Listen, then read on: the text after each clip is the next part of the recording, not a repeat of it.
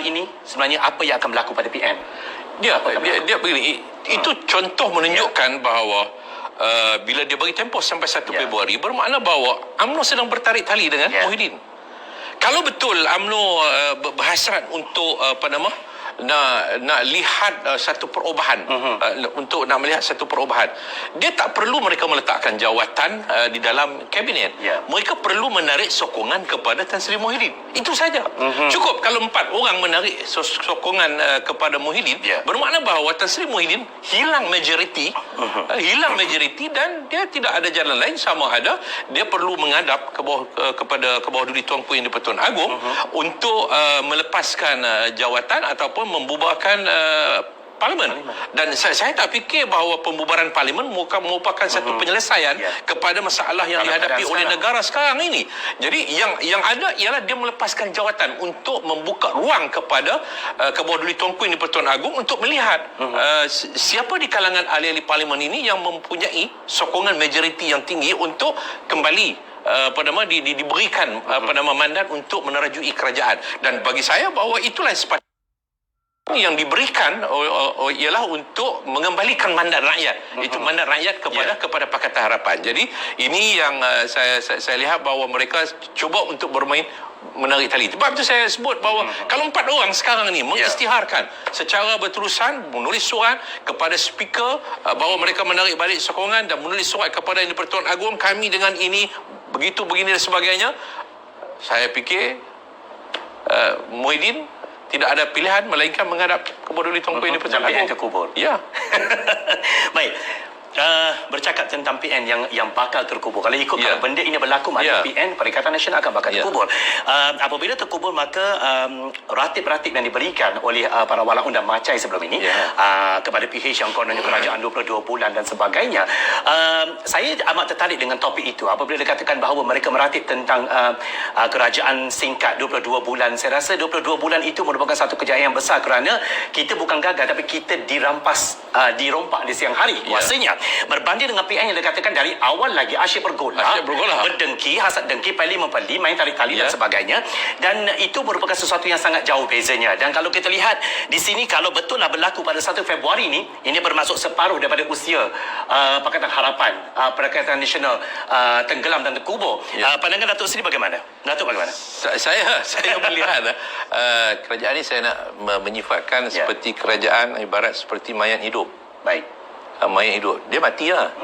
Tapi nampak berjalan je. Ada saka lah. Ada saka mayat hidup. Sebab hanya majoriti dua undi, 2 ataupun 3 undi. Kalau ditolak Tengku Razali, bermakna bahawa tinggal 2 undi saja majoriti. Jadi bermakna bahawa dia tidak dia seperti orang yang telah mati lah. Dia tak boleh nak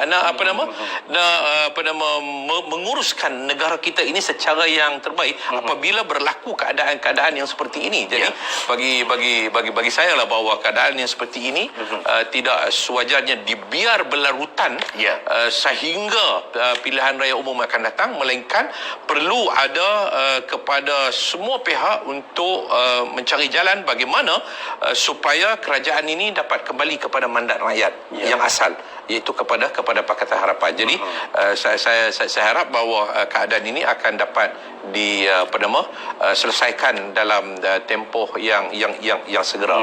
Tapi satu perkara yang saya nak sebutkan juga di sini, saya lihat bahawa politik Malaysia ni tak berkesudahan. Semuanya menyalahkan DAP. Tan Sri Anwar Musa, bila dia sedang meroyan bila akibat dia dipecat, disingkirkan daripada jawatan Setiausaha Agong Barisan Nasional, dia cuba untuk nak menyalahkan, nak letakkan beban ini kepada DAP. Dia mengatakan bahawa ini kerana UMNO, pimpinan Zahid Hamidi ini sudah boleh menerima untuk membentuk kerajaan bersama dengan DAP. Kenapa nak menakutkan orang terhadap DAP? Sedangkan penarikan dia sebagai Setiausaha Barisan Nasional bukan kerana arahan daripada DAP. DAP tak masuk campur pun, tak campur tangan pun dalam soal pentadbiran Barisan Nasional ataupun UMNO. Jadi saya lihat bahawa sebelum daripada pilihan raya mereka masih menyalahkan kepada DAP mengancam masa depan Melayu dan Islam, kemudian saingan PH memerintah, mereka masih menyalahkan DAP, kemudian mereka menakutkan rakyat, orang Islam dan orang Melayu, dan sehinggalah apabila mereka merampas mandat rakyat itu daripada PH pun mereka masih menyalahkan, dan sehingga dia menghilang jawatan, dia masih menyalahkan DAP. Jadi bagi saya suatu yang sangat politik yang tidak sehat. Kita masih lagi menyalahkan kepada orang lain. Bila masa orang Melayu dan orang Islam ni nak maju, asyik menuding jari kepada orang lain, menuding jari semua masalah ni orang lain, bukan masalah UMNO, bukan masalah sedangkan kehancuran itu berlaku daripada kita. Berlaku daripada diri sendiri. Baik, kepada para penonton di luar sana, jangan lupa untuk menghantarkan soalan anda, kemusykilan anda untuk kita bincangkan bersama. Kami lebih suka kalau lebih berinteraktif bersama dengan anda. Hantarkan soalan sekarang, insyaAllah kami akan ambil soalan anda dan YB akan menjawab soalan anda itu. Lebih menarik rasanya. Baik, YB, sementara kita, ada soalan terus. Ada soalan daripada Rajani Said.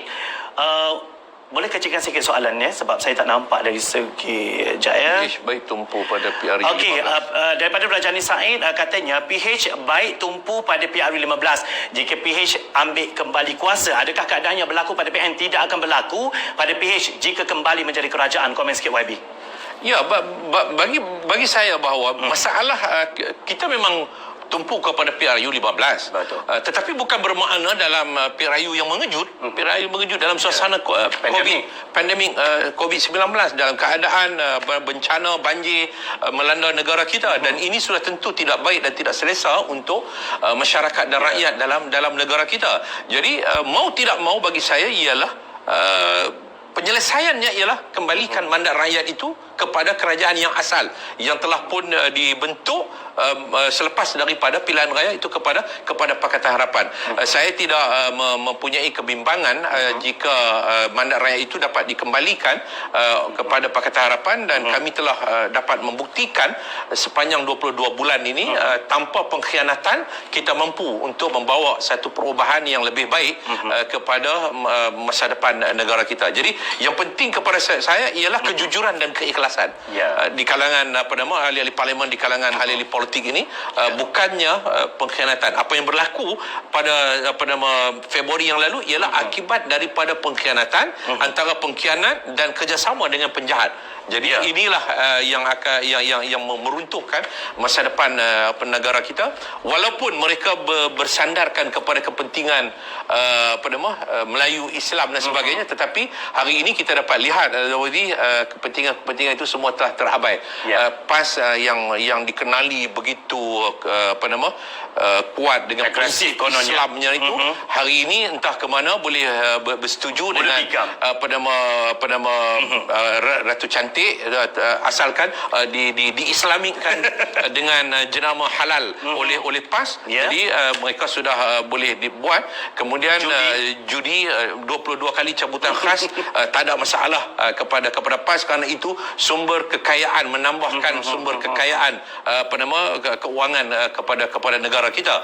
Jadi walaupun ada kenyataan yang mengatakan bahawa dalam tempoh 5 tahun, iaitu 2025, maka judi sepenuhnya akan dihapuskan. Saya tak dengar pun satu polisi yang jelas dibuat oleh Perdana Menteri. Itu hanya dibuat oleh kenyataan, dibuat oleh setiausaha politik kepada Menteri Air saja.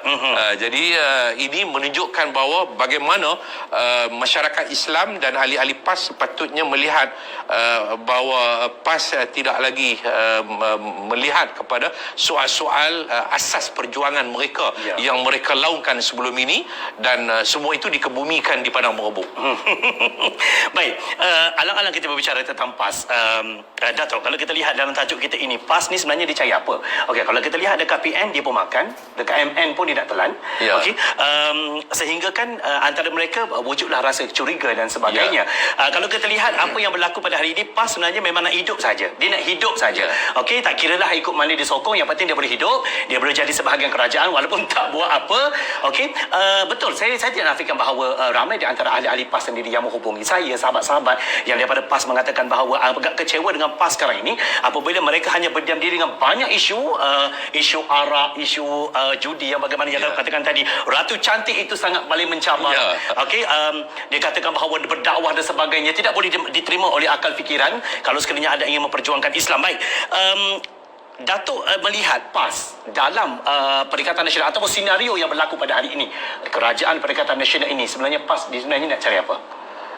Saya kata PAS cari makan je lah. PAS cari makan, nak hidup saya. Macam Zawaji kata tadi, dia cari makan. Jadi bagi saya bahawa kalau sekadar untuk kita nak cari makan, binatang babi pun cari makan juga. Saya fikir itu apa nama falsafah yang pernah disebut oleh Buya Hamka. Kalau kamu mengatakan bahawa kamu hanya sekadar hidup nak cari makan, maka binatang babi di hutan pun mencari makan. Jadi adakah PAS nak meletakkan mereka itu setaraf dengan binatang-binatang seperti ini? Tapi itulah dia. Saya tidak mengatakan PAS meletakkan taraf mereka sehingga pada kedudukan itu. Tetapi apa yang dilakukan, apa yang berlaku dalam negara kita hari ini menunjukkan PAS-nya seperti itu. Yang dia tidak boleh menyalahkan kepada sesiapa kalau membuat telahan ataupun tanggapan yang mereka berada pada kedudukan yang seperti itu. Ahli-ahli PAS sekarang ni sudah pun mulai kecewa terhadap apa yang mereka laungkan selama ini. Jadi jelas kepada saya bahawa ini menunjukkan bahawa PAS tidak lebih kepada hanya untuk nak pastikan survival politik mereka, bukan soal survival politik agama ataupun bangsa Melayu itu sendiri. Baik, terima kasih Datuk untuk jawapan itu. Baik.